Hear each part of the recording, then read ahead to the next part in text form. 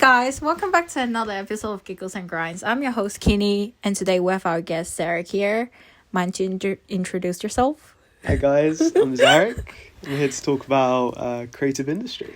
Okay, so tell me, I know, obviously you're a creative person because you're in the whole industry, but what leads you to this industry? Yeah, I mean, so I grew up in quite a small, not a small town. It was I was from Kent. Okay. And it was very much lacked kind of the creativeness I guess you get from bigger cities.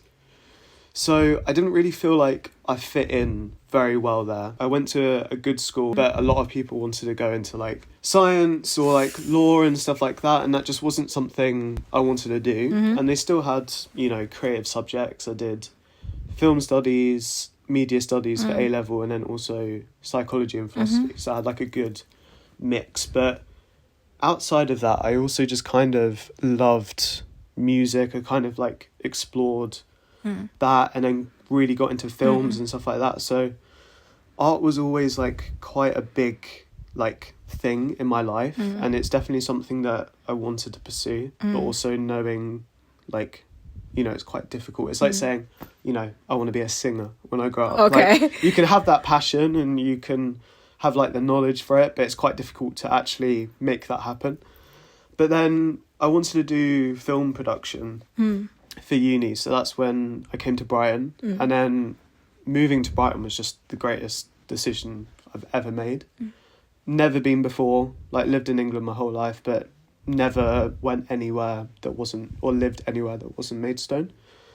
So yeah, I came to Brighton, and it was just, it really opened my eyes. It felt very creative, and obviously it's a uni town, so there's a lot of students. But yeah, so did film production, hated it because it was I loved film, but knowing more about the behind the scenes and how it felt very rigid. So you have this creative idea and you want to film it, and I kind of did directing. Okay. Right?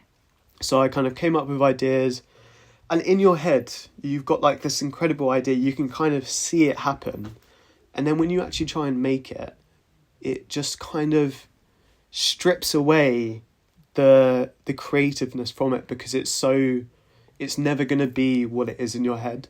I mean, having vision is always the ideal and easy part. Yeah. But when you actually need to do it, it's it's really life. really difficult. I still love film, but just making it, not so much. The long form content is something that I struggled with. And then I met some friends that were doing fashion communication. Yeah. And that is when I started doing more photography. And I had a film camera from my dad, so I was doing that. And then the more I got into it, and the more that I was going on to photo shoots where it was just people with cameras, there was no kind of rigid structure that you had to follow. Okay, you've got 5 minutes to get this shot, and then we've got to move on. Yeah.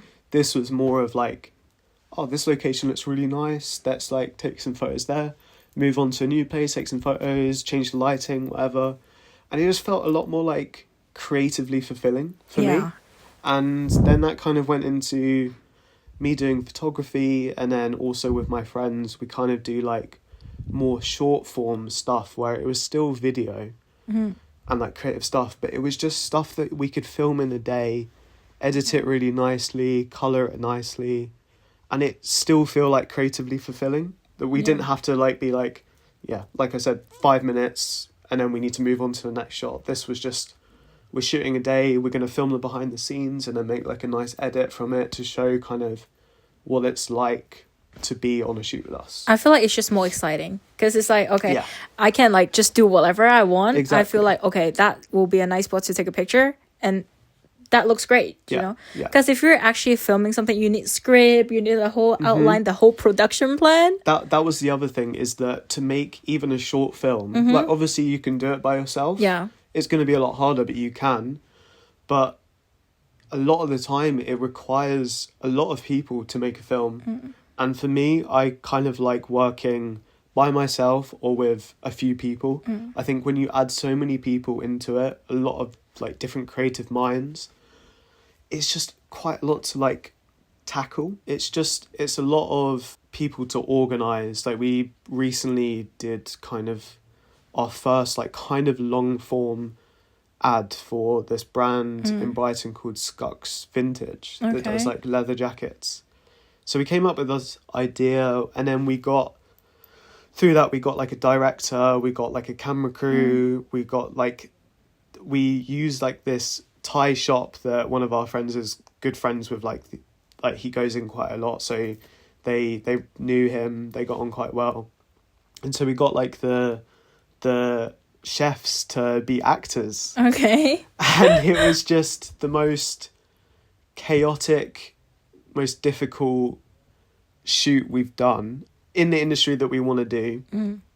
That is part of it. It's not meant to be fun. Like, it is work, and the final product's going to be great, but it does take a lot of effort to get it done. But it just, sometimes it feels like you're spending all day for like a 3-minute ad, and the ads didn't turn out how we wanted it, which was just a bit, you know, like you put more effort into this, but then we've gone out on a day, done a photo shoot, filmed videos, and we've had so much fun doing it, and you get way more out of it than spending all day filming one thing. It's just quite overwhelming, to be honest. It really is. Now I'm doing like a media degree, and you're in the creative industry. For me, I feel like it sucks the fun out of it. Yeah, I mean, I also think that's like, for example, like when I was kind of picking my career, one of my hobbies was cooking, but never did I ever want to be a chef, because I knew that if I got into cooking like professionally, it would really suck like the fun out of cooking, and I wouldn't have the love for it anymore. Yeah. And so it is kind of that balance, like with photography, it's work and it does kind of suck the fun, like there's a lot of pressure to it. But at the same time, when you do have a love for it, it does feel like how lucky you are to be making money doing something that you know you want to do. Yeah. Like, so I mean, Brighton, like most cities, hospitality here is probably mostly people that want to be in the creative industry, that is so difficult to get into it that they have to get hospitality jobs. Like, that's what I did for 2 years. That's what I'm still having to do now, because the industry is so difficult to get into. You can have the portfolio, but it's a really tough journey. So I think in a lot of cities, like people in cafes, like as baristas or waiters, they have like this dream of being in a creative industry, and you've got to pay the bills somehow, because unless you get lucky, you know, it's a long road. Do you regret it, or do you like ever want to say like, I wish I didn't step into the creative industry, and I wish I'm doing something like, although it's boring, but like stable, you know? All the time. A great example is like my sister had a lot of health issues when she was growing up. And like I moved away and she was still struggling a bit. And instead of going to sixth form or college, she did an apprenticeship at like this social housing company, and she was doing compliance. I still don't really understand what compliance is. It's like an office job. That's all I know. She's like talking to people, making sure like the houses have like safe amounts of gas and electricity and water and stuff like that, like supplying the bills. So obviously with like her health, it's quite difficult for her to like move to uni or anything. So she still lives at home. She works, from the apprenticeship, she then got a job for it, got promotion, and she's like 2 years younger than me. And she's earning more than my stepdad right now. Doesn't have to pay rent. She's going to move out, I think, next year. She's financially stable. She's happy.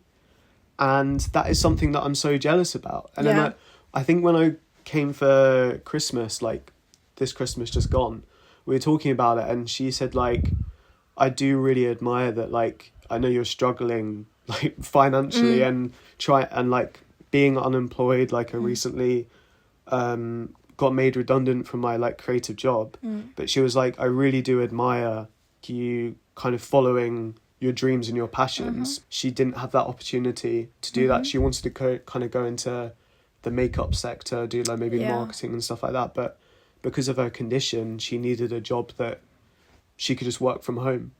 And so it's kind of like the grass is always greener on the other side. I can wish that I had the financial stability, but then I'm doing something that is probably incredibly draining. Mm-hmm.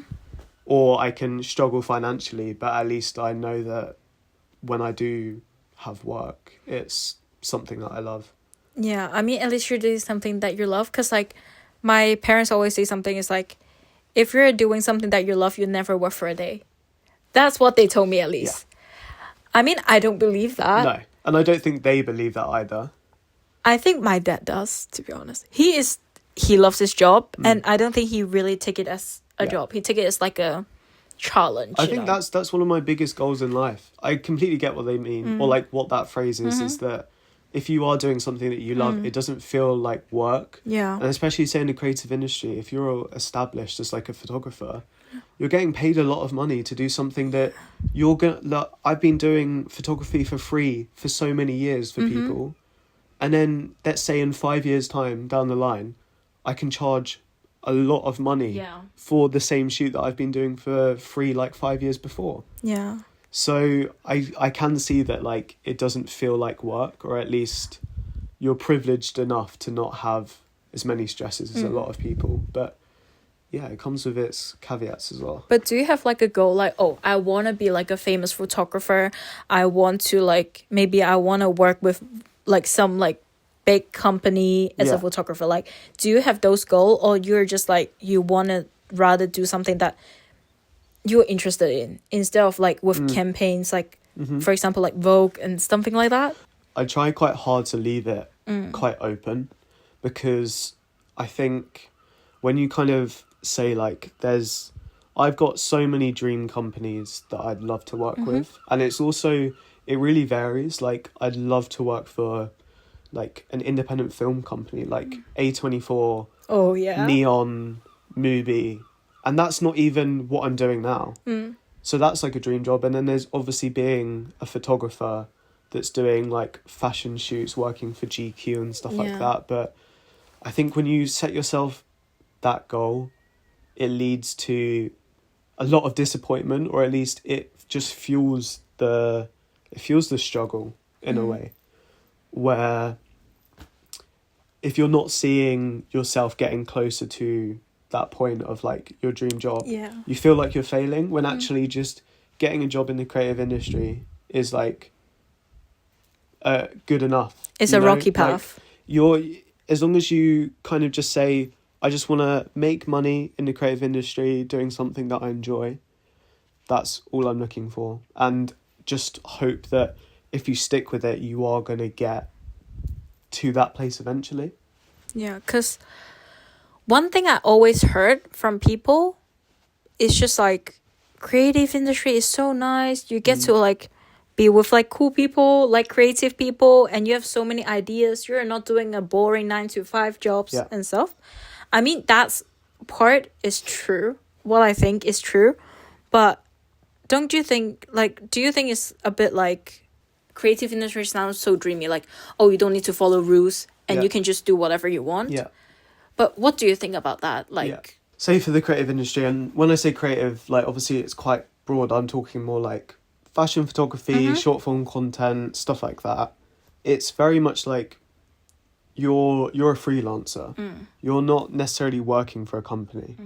And so if you're successful enough where you've got loads of clients, you're well known in the industry, it is dreamy because you've got so much practice, you're making enough money that you can afford nice kit, you can afford transport, stuff like that, and you're working with people that you look up to.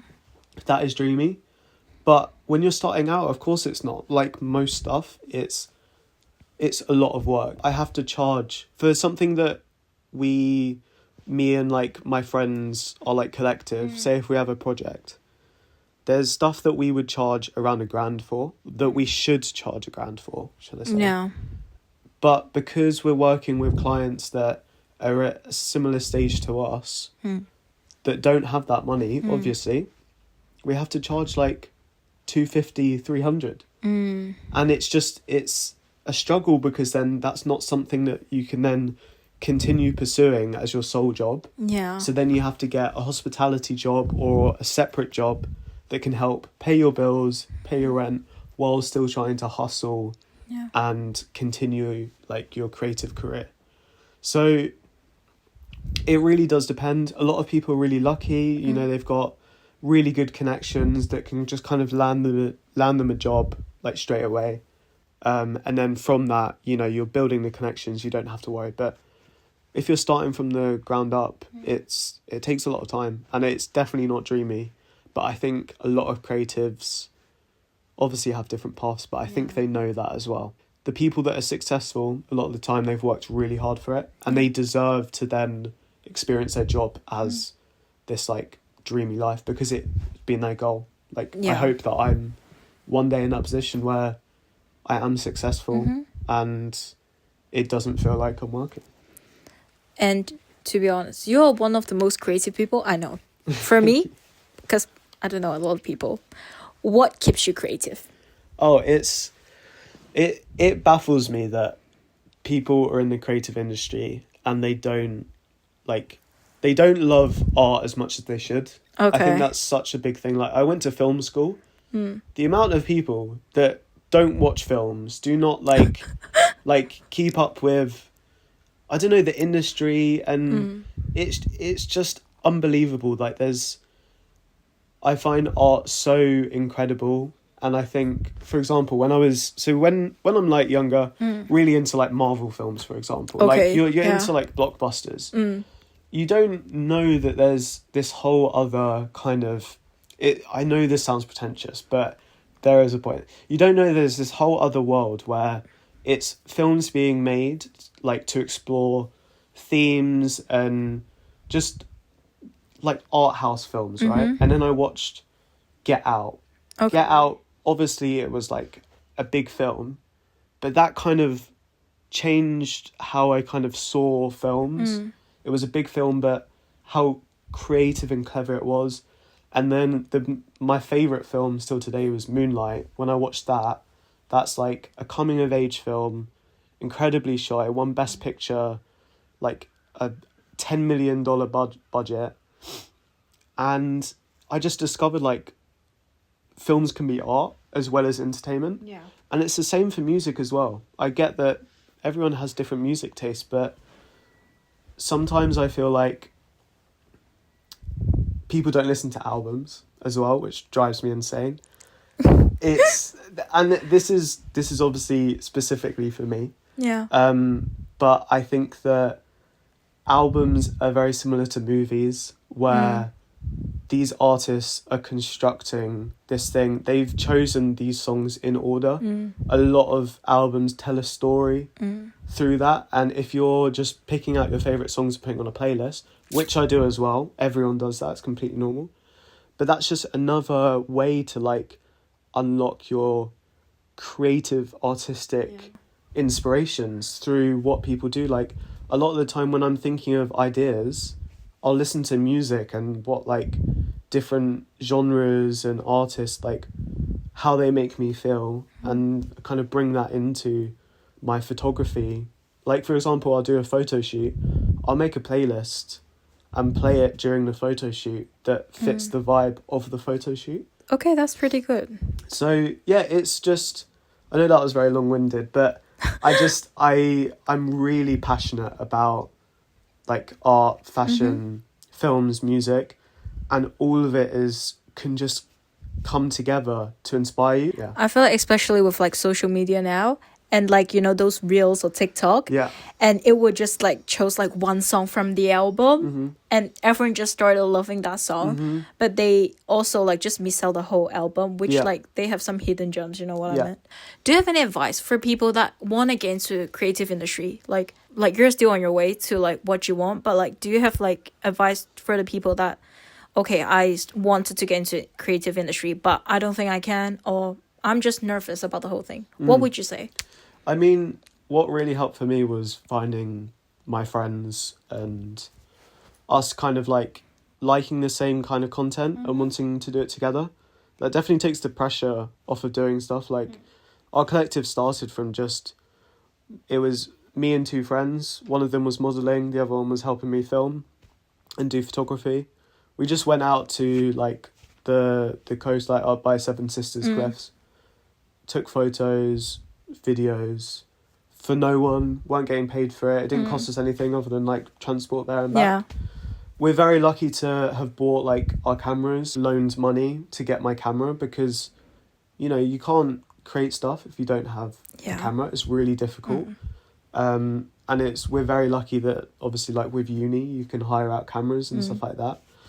And so it's just about like, you always have to start somewhere. You've got to practice with it. You've got to get inspiration, have a think about, you know, if you want to do a photo shoot, do you want to do it in a studio? Do you want to do it outside? Get a model and just do it, and you'll learn so much from it. And then you'll be like, I don't actually like doing that, but I really liked this aspect of it, so I'm going to do that. So it's just about finding where you want to kind of go within the creative industry. It's so broad. I've had a friend that has switched his kind of role in creative industry about 5 times.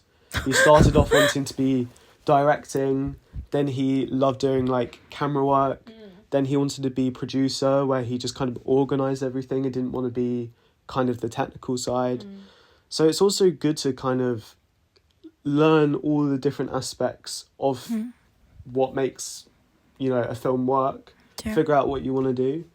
And it's also just do it for yourself. Especially when you're starting out, don't go to someone and be like, pay me £200 and I'll do you this photo shoot. Find cool creatives that you like, do a photo shoot for them. Like I've done that for artists, like music artists in Brighton. They've either come to me or I've come to them and said like, can I just take some photos of you? Yeah.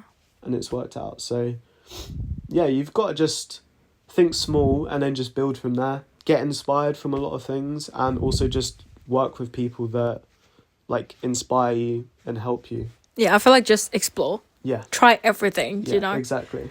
But thank you for coming. Yeah. And thank you for sharing. Yeah. It was such a...